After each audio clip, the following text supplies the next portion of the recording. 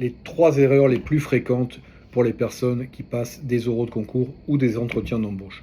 Je parle d'erreurs au niveau du langage corporel qui sont très importantes et qui malheureusement peuvent être éliminatoires.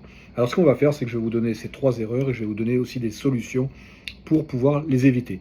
La première erreur, c'est de rester les bras croisés, très frustré, je m'enferme sur moi, je me rassure, c'est pas bon du tout. Laissez vos mouvements, laissez les mains parler un petit peu. Alors pas trop, faut pas non plus être comme un italien, hein, je caricature, moyen, etc.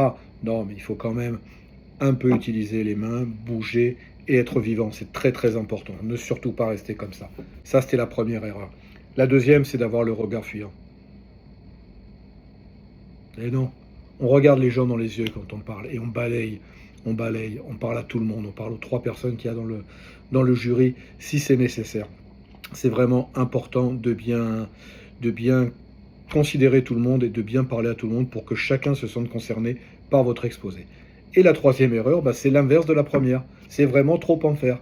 Et oui, là, et puis là je tape, et puis là je fais du bruit avec mon bracelet, et puis je m'enlève le truc, et je joue avec mon stylo, etc. Ça, c'est des erreurs qui sont flagrantes, très fréquentes. Alors moi, ce que je vous conseille de faire, c'est pas de stylo déjà.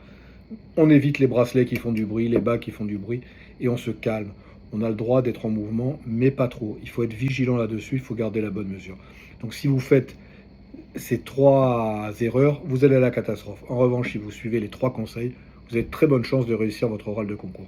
N'hésitez pas à aller sur mon site, vous verrez que je vous offre un guide complet sur l'oral de concours avec plein de questions et les réponses qui vont avec. Donc il ne faut vraiment pas hésiter à aller le télécharger. Ça peut vous être d'une très très grande utilité. Et en attendant, bah, je vous dis à très bientôt.